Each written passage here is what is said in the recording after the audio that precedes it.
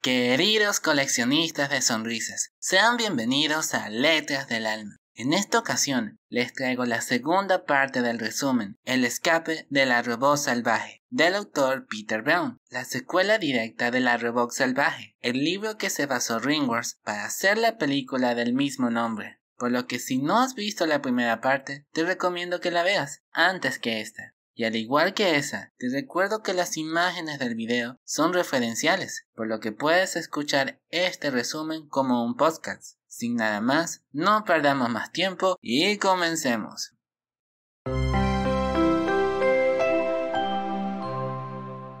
Diamantino le explicó a Ross cómo la historia de sus aventuras en la isla se habían difundido entre todas las parvadas migratorias y cómo, finalmente, llegaron a oídos de él.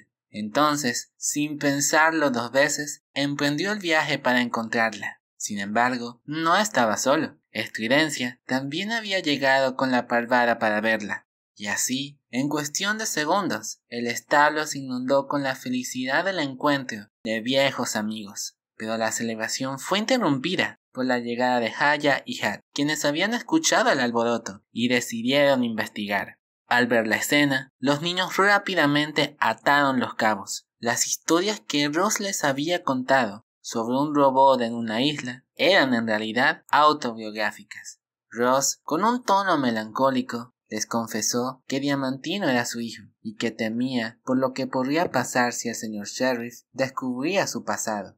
Conmovidos, los niños les prometieron guardar su secreto.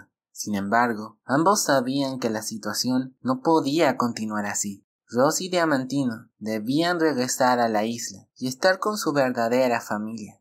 El problema es que el señor Sheriff podía rastrear sus movimientos mediante un transmisor, por lo que los niños prometieron investigar una forma de desconectar dicho transmisor para que Ross pudiera escapar sin ser detectada. Con el tiempo en contra, Diamantino debía llevar a su parvada a los terrenos de invernada, pero prometió regresar en primavera para ayudar a su madre a regresar a casa. Ross, con el corazón lleno de esperanza, vio a su hijo volar hacia el horizonte mientras comenzaba a prepararse para el invierno y para el momento en que finalmente podría reunirse con su familia en la isla. Durante todo el invierno, Ross, Haya y Hat trabajaron en secreto, buscando una forma de desactivar el transmisor que la mantenía aprisionada. Los niños, incansables en su misión, investigaron a fondo el diseño de los robots Roxxon y finalmente, tras semanas de arduo trabajo, encontraron lo que necesitaban. Era medianoche y la granja estaba sumida en el silencio, excepto por el leve susurro de los pasos de Haya y Hat. Los hermanos esperaban ansiosos, escuchando los ronquidos profundos de su padre, antes de escabullirse fuera de la casa. Bajo la luz de la luna, caminaron con cautela hacia el antiguo establo, oculto entre la maleza. Sin hacer ruido, abrieron la puerta y se adentraron en su interior, donde una suave luz iluminaba una plataforma al fondo. Allí, esperándolos, estaba Ross. «Hola, niños», saludó Ross con su habitual calma. «¿Les gusta nuestra sala de operaciones?» El tono de la robot era cálido, pero los niños no podían ocultar su nerviosismo. Hat, con el diagrama del cuerpo de Ross en mano, frunció el ceño. «Nunca hemos hecho algo como esto antes», confesó, su voz apenas en un susurro. Ross, siempre serena, le dio una suave palmada en la espalda. «Hagan su mejor esfuerzo. Eso es todo lo que puedo pedirles». Con una mezcla de determinación y miedo, los niños comenzaron la delicada operación. Haya pulsó un botón detrás de la cabeza de Ross y, con un leve clic, la robot se desconectó. Sus ojos se apagaron, su cuerpo quedó inerte y los niños supieron que no había vuelta atrás. Hat, temblando ligeramente, desprendió la cabeza de Ross con un twip, dejando al descubierto un complejo entramado de cables y cajas que formaban sus órganos electrónicos. «Eso fue fácil», dijo Haya, con una sonrisa de alivio. Pero Hat no compartía su confianza. Confundido, comenzó a extraer más cajas, y pronto la situación se descontroló. Los hermanos, que habían comenzado con tanta precisión, se encontraron rodeados de piezas desconectadas, sin saber cómo volver a ensamblarlas. La tensión aumentaba. y los reproches no tardaron en aparecer. La discusión los dejó exhaustos. Sentados en silencio, contemplaban la mesa llena de partes, temiendo no poder devolver a Ross a la vida. Fue entonces cuando Haya, observando las linternas que colgaban del techo, tuvo una revelación. Con una linterna en mano, acercó la luz al cuerpo de Ross y, para su sorpresa, descubrieron pequeños números grabados en cada pieza. De pronto, todo comenzó a tener sentido. Los niños trabajaron rápidamente, rearmando a Ross con cuidado, y finalmente, tras varias horas de intentos y errores, la robot volvió a la vida. «Niños, lo hicieron», dijo Ross con gratitud en su voz. «Han quitado mi transmisor. Ahora soy libre». La primavera había llegado a la granja, y mientras los días pasaban, la culpa de Ross por abandonar a los sheriff aumentaba más y más, hasta que una noche la voz de su hijo interrumpió en la granja. Él y su parvada habían regresado, sanos y salvos. El reencuentro fue emocionante, pero breve, ya que tenían un plan: huir esa misma noche. Las despedidas fueron muy difíciles. Las vacas de la granja se despidieron de Ross con lágrimas en los ojos, y Annabel le prometió cuidar del transmisor para que no la encontraran. Finalmente, Ross se despidió de los niños. Ellos la acompañaron hasta el límite de los campos, bajo la luz de la luna, y aunque las palabras de despedida fueron emotivas, los niños la animaron a continuar su camino. Antes de partir, Ross le prometió que si alguna vez un ganso les traía una pluma, sabrían que habían llegado a casa. Ross, aunque llena de dudas y emociones encontradas, sabía que era momento de marcharse. Los niños, con lágrimas en los ojos, le dieron un último empujón. «Te ordenamos que huyas», dijeron con cariño, y Ross, obedeciendo su mandato, comenzó su viaje hacia el lugar que tanto anhelaba. El sol brillaba alto en el cielo, mientras Ross y su hijo avanzaban sigilosamente a través de una franja de bosque que separaba vastos campos de cultivo. Aunque el paisaje y la tranquilidad del entorno podrían haber sido placenteros, el constante miedo de ser descubiertos mantenía a nuestros amigos en alerta.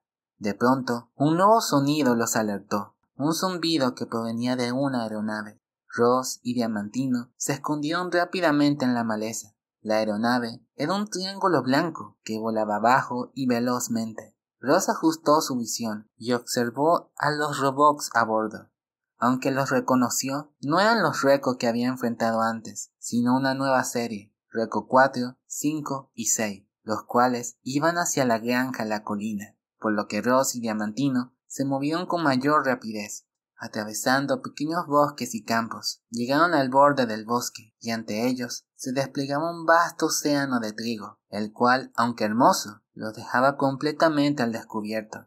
Sin más opciones, Ross y Diamantino salieron al campo abierto, pero de repente, en el horizonte, el triángulo blanco reapareció, creciendo cada vez más. Ross sabía que si la detectaban, todo terminaría. Sin dudarlo, se lanzó al suelo, cubriéndose con el trigo para camuflarse. Diamantino continuó volando hasta los árboles, observando cómo la aeronave se acercaba peligrosamente a donde su madre se había escondido. Pero la nave no detectó a Ross y siguió su curso, alejándose hacia el norte. Ross emergió del trigo, cubierta de barro y plantas. Aunque habían superado este peligro, sabían que no podían bajar la guardia. Ross y Diamantino continuaban su viaje, atravesando un sinfín de granjas que variaban en tamaño y método. Algunas eran tradicionales, con vastos campos y animales que pastaban libremente. Otras eran ultramodernas, con laboratorios que producían carne y productos sin la necesidad de criar animales. Mientras observaban a los robots trabajando en las granjas, Ross no podía evitar preguntarse si alguno de ellos soñaba, como ella, con escapar y encontrar su propio lugar en el mundo, o si simplemente cumplían con su programación sin más ambiciones. Eventualmente, las granjas comenzaron a desaparecer y el terreno cambió drásticamente. Las llanuras planas se transformaron en colinas y valles, y luego en montañas escarpadas. Ross y Diamantino dejaron atrás la civilización humana y se adentraron en un entorno más salvaje. Sin embargo, no se dieron cuenta de que alguien los estaba observando. En una amplia pradera de las montañas, Roz comenzó a sentirse expuesta. Aunque su camuflaje la ayudaba, una figura caminante cubierta de flores junto a un ganso era difícil de ignorar. De pronto, un leve movimiento llamó su atención, pero cuando se volteó, solo vio la hierba alta, balanceándose con el viento. Algo no andaba bien. Cuando el viento cambió de dirección, un olor familiar flotó en el aire. «Huelo lobos», susurró Roz. Diamantino abrió los ojos con temor y preguntó qué debían hacer. Antes de que Roz pudiera responder, 2 lobos surgieron de la maleza, gruñendo y mostrando los dientes.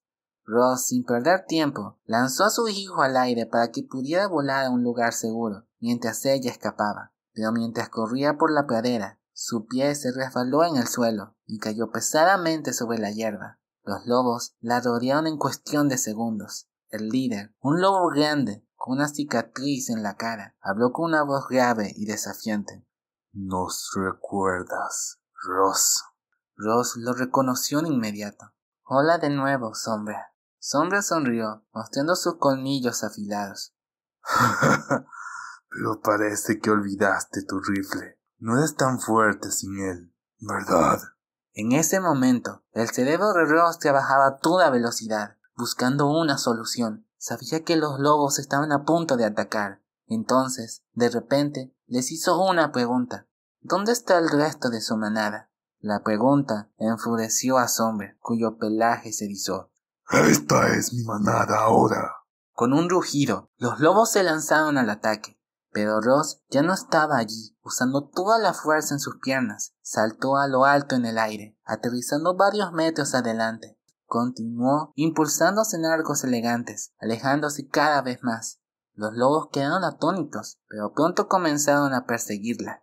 Cuando Roz dio su último salto hacia el árbol, donde Diamantino la esperaba, una pesada piedra la golpeó, haciéndola caer y estrellarse contra el tronco. Las ramas se sacudieron y las hojas cayeron, pero Roz logró aferrarse. Mientras se subía a una rama resistente, los lobos abajo aullaban de risa. Roz los miró desde arriba y les advirtió. «Están perdiendo el tiempo, no pueden comerme, y nunca atraparán a mi hijo». Sombra, con un tono oscuro y vengativo, gruñó. «No es comida lo que buscamos, Roz. Te estamos cazando por venganza». Pero la noche cayó y el cansancio venció a los lobos. Mientras dormían profundamente bajo la luz de las estrellas, Roz tuvo una idea. Con cuidado, tomó una rama seca, la encendió con su encendedor y, envuelta en llamas, descendió del árbol. Los lobos, aterrorizados por el fuego, huyeron despavoridos. Con el camino despejado, Roz y Diamantino reanudaron su travesía al amanecer.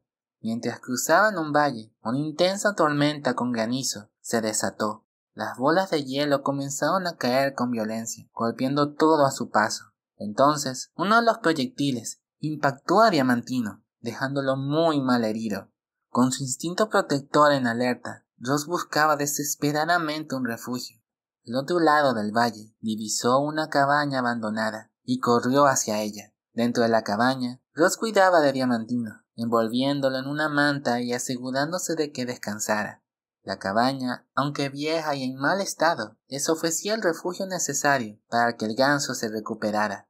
Mientras examinaban el lugar, Roz detectó un movimiento en el suelo y descubrió a un habitante inesperado, un zorrillo llamado Rociador. Este los acogió amablemente, ya que reconoció rápidamente a Roz por las historias que había escuchado de los gansos. Durante los días que siguieron, Roz y Rociador conversaban mientras Diamantino se recuperaba. El zorrillo resultó ser un anfitrión muy hospitalario, asegurándose de que ambos estuvieran cómodos, compartiendo su hogar y ofreciéndoles todo lo que necesitaban. Finalmente, con Diamantino ya curado, madre e hijo muy agradecidos, se despidieron de su nuevo amigo y continuaron su viaje. De repente, el sonido de un disparo resonó en las montañas. Los cazadores, aunque escasos en esas tierras, eran implacables. Roz y Diamantino avanzaron con sigilo por los caminos de los ciervos, evitando el peligro. Pero los disparos se hicieron más frecuentes y el peligro era inminente.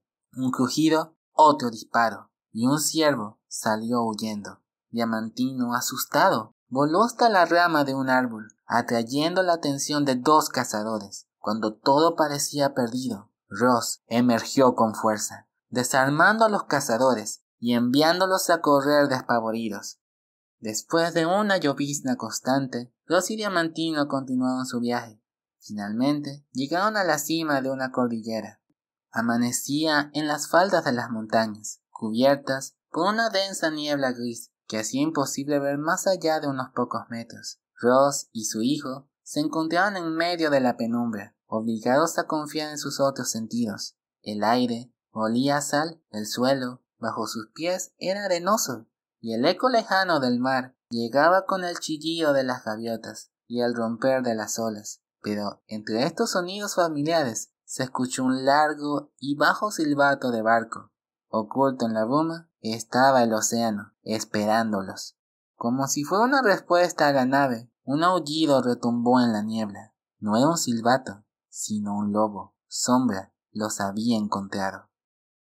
Por ahora lo dejaremos por aquí, pero no te preocupes, la semana que viene continuemos con la parte final de esta emocionante historia, por lo que no te olvides de suscribirte para no perderte el siguiente video. Finalmente, te agradezco de todo corazón por llegar hasta aquí, y si el video te gustó, te pido que me des un like, que me comentes qué te pareció, y que lo compartas con tus amigos, en especial con aquellos que les gustó la película. Sin nada más, nos vemos en la próxima. Y que tu corazón te guíe.